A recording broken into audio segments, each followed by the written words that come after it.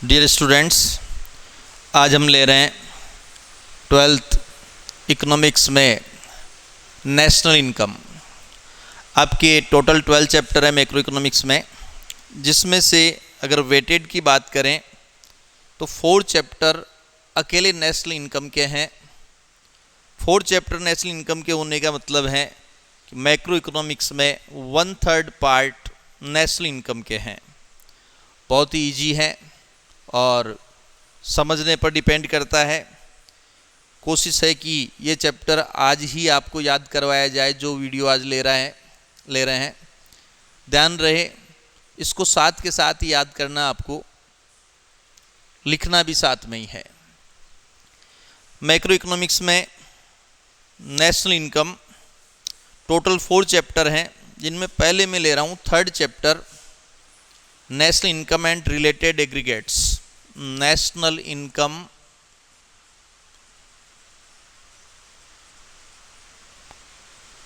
And related aggregates.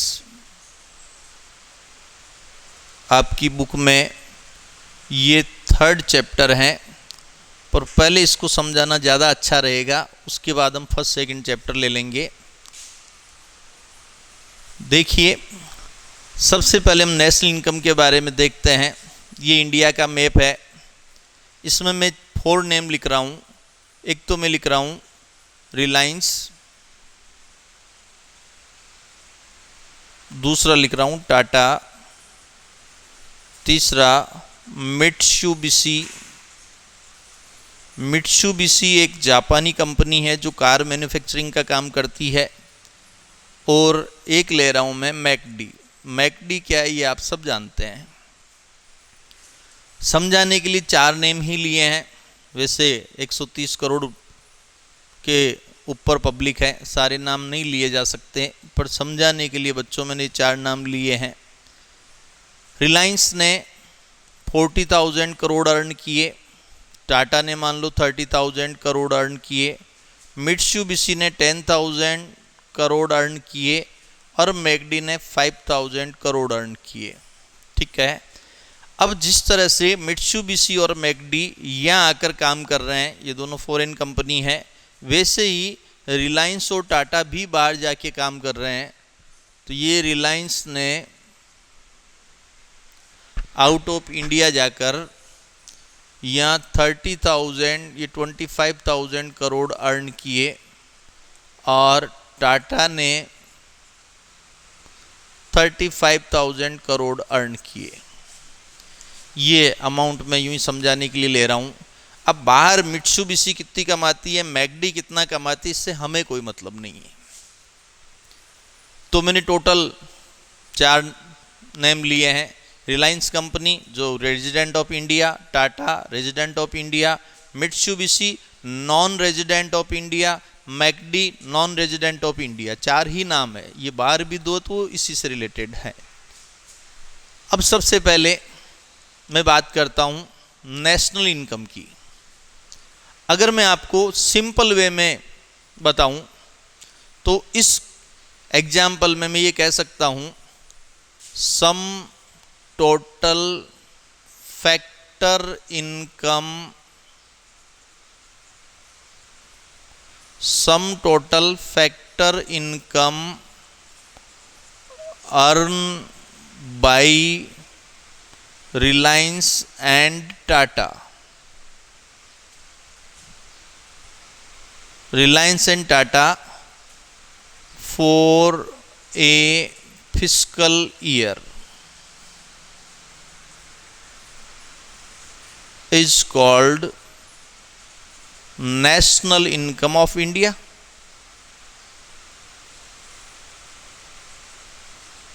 अगर मैं यहाँ पर रिलायंस एंड टाटा लिख रहा हूँ, मैं ये मान रहा हूँ इस एग्जाम्पल में कि इंडिया के अंदर 2 ही रेजिडेंट है। आप ये मत सोच लेना कि ये 2 कमाते तो ही नेशनल इनकम होती है। पर इस एग्जाम्पल की अगर मैं बात करूँ तो रिलायंस और टाटा ने 1 साल के दौरान जो इनकम अर्न की है उसे हम नेशनल इनकम कहेंगे।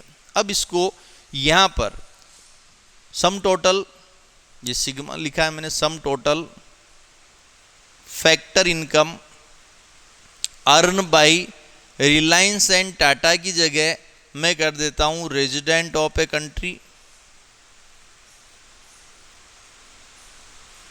Resident of a country during a fiscal year. देखो यहां अगर मैं रिलायंस और टाटा लिखता हूं तो वो इस एग्जाम्पल के हिसाब से तो सही हो जाता है, लेकिन एक डेफिनेशन अच्छी नहीं बनती है। समझाने के लिए देखो सिंपल वे मैंने लिया है कि रिलायंस और टाटा ने जो इनकम अर्न की है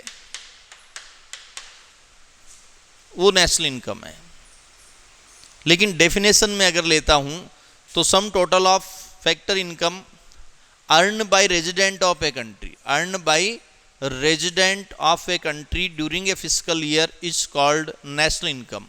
अब बात आती है, ये मैंने हटा दिया है ऑफ इंडिया वाला, कि इसके अंदर एक तो आता है कि what do you mean by fiscal year,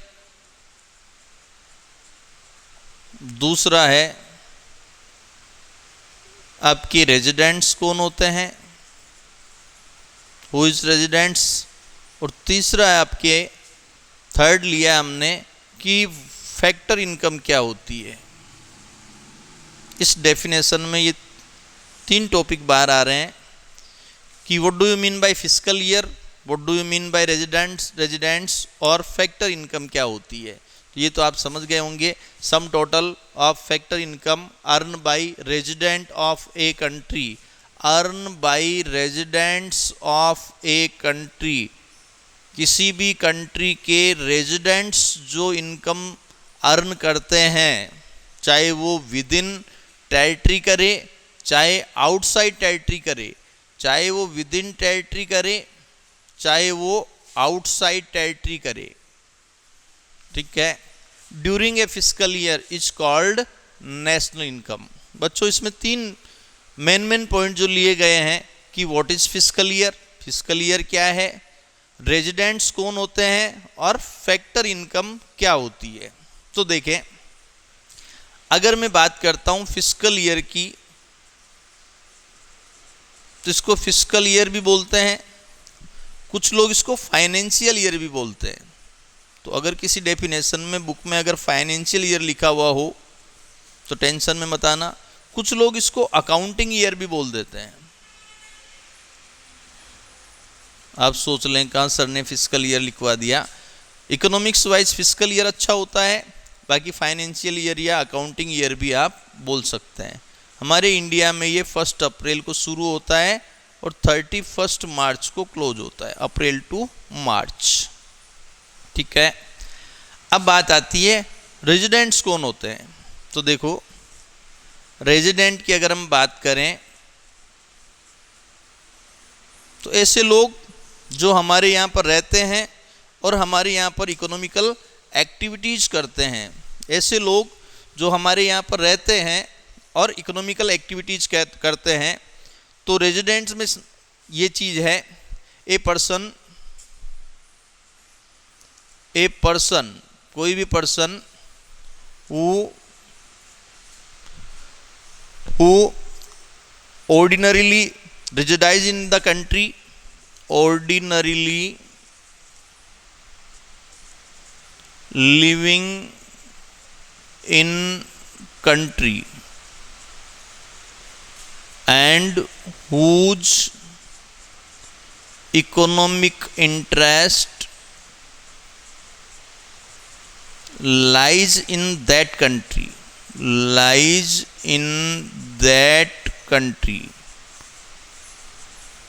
वापस देखें, एक ऐसा पर्सन जो उस कंट्री में रहता है, who lives in country and whose economic interest lies in that country, और उसी कंट्री में उसकी इकोनॉमिक एक्टिविटीज होती है।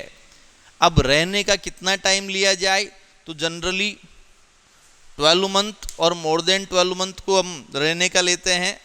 और इकोनॉमिक इंटरेस्ट का मतलब होता है वो व्यक्ति अपनी इकोनॉमिक एक्टिविटीज वहीं करता है, वहीं पर वो कमाता है, वहीं खर्च करता है और वहीं इन्वेस्टमेंट करता है। इट मीन्स प्रोडक्शन भी वही, कंजम्पशन भी वही करता है और इन्वेस्टमेंट भी वही करता है।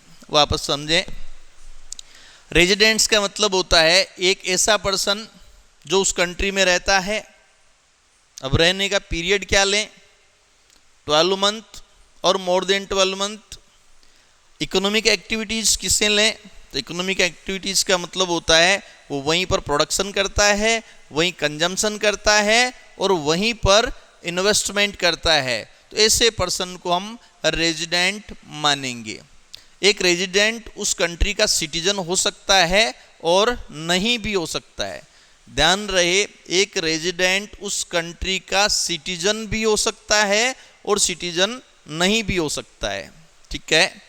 अब यहाँ पर अगर कोई पर्सन ट्रीटमेंट के पर्पज से किसी कंट्री में चल जाता है, घूमने के पर्पज से चला जाता है और वहाँ पर अगर उसको मोर देन 1 ईयर हो गया है, तो इसका मतलब ये नहीं है कि वो वहाँ का रेजिडेंट हो गया। मतलब घूमने के पर्पज से गया हो या ट्रीटमेंट के पर्पज से चला गया हो या कोई इंटरनेशनल एजेंसी के अंदर अपनी कंट्री को रिप्रेजेंट करता हो, तो वो वहाँ का रेजिडेंट नहीं माना जाएगा। ठीक है।